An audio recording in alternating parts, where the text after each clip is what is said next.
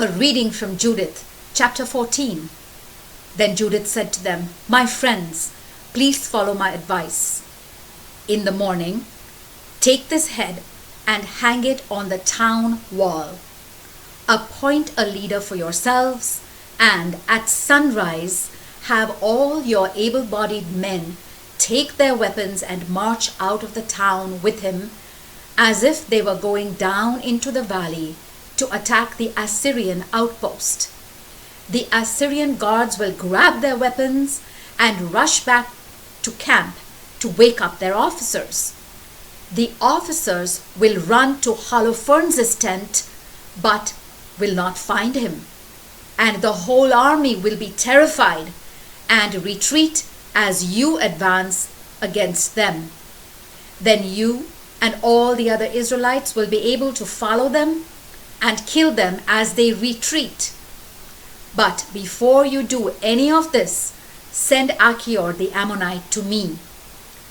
I want to see if he recognizes Holofernes, the man who spoke of Israel with contempt and sent Achior to us, thinking he would be killed along with the rest of us." So they called Achior from Uzziah's house. But when he came and saw the head of Holofernes in the hands of one of the men, Achior fainted and fell to the floor. When they had helped him up, Achior bowed at Judith's feet in respect. "May every family in the land of Judah praise you," he said, "and may every nation tremble with terror when they hear your name. Please tell me how you managed to do this." While all the people were gathered around, Judith told him everything that she had done from the day she left the town until that moment. When she had finished her story, the people cheered so loudly that the whole town echoed with sounds of joy. When Achior heard all that the God of Israel had done, he became a firm believer. He was circumcised and made a member of the Israelite community, as his descendants are to the present day. The next morning, the Israelites hung the head of Holofernes on the wall of the town. All of them took up their weapons and went out in companies to the slopes in front of the town. When the Assyrians saw what was happening, they sent word to their officers, and these reported the matter to their superiors. These men then went to Holofernes' tent and said to Bagoas, "Wake up the general. Those worthless Israelites have dared to come down from the mountain to attack us. They are just asking to be destroyed." Bagoas went in and clapped his hands in front of the sleeping quarters of the tent, thinking that Holofernes was in bed with Judith. When there was no answer, he drew the curtain aside and went in. And there he found the headless body sprawled over a footstool. Bagoas let out a yell.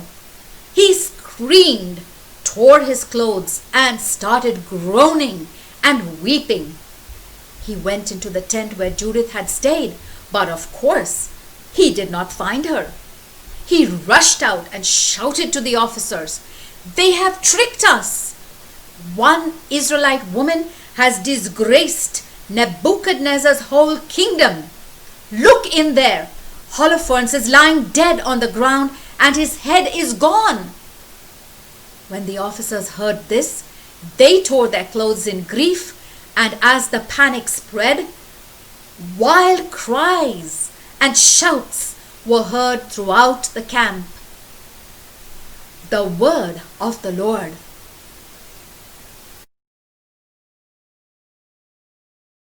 A reading from Judith, chapter 15. When the soldiers heard what had happened, they were horrified and began to tremble with fear. They all scattered in different directions from the camp, making no effort to stay together as they tried to escape along the paths in the mountains and valleys. The soldiers who had camped in the mountains around Bethulia also began to retreat. Then all the Israelite soldiers came charging down on them. Uzziah sent messengers to the towns of Betomestaim, Bebai, Choba, and Kola, and throughout the land of Israel, to tell everyone what had happened and to urge them to join in pursuing and destroying the enemy.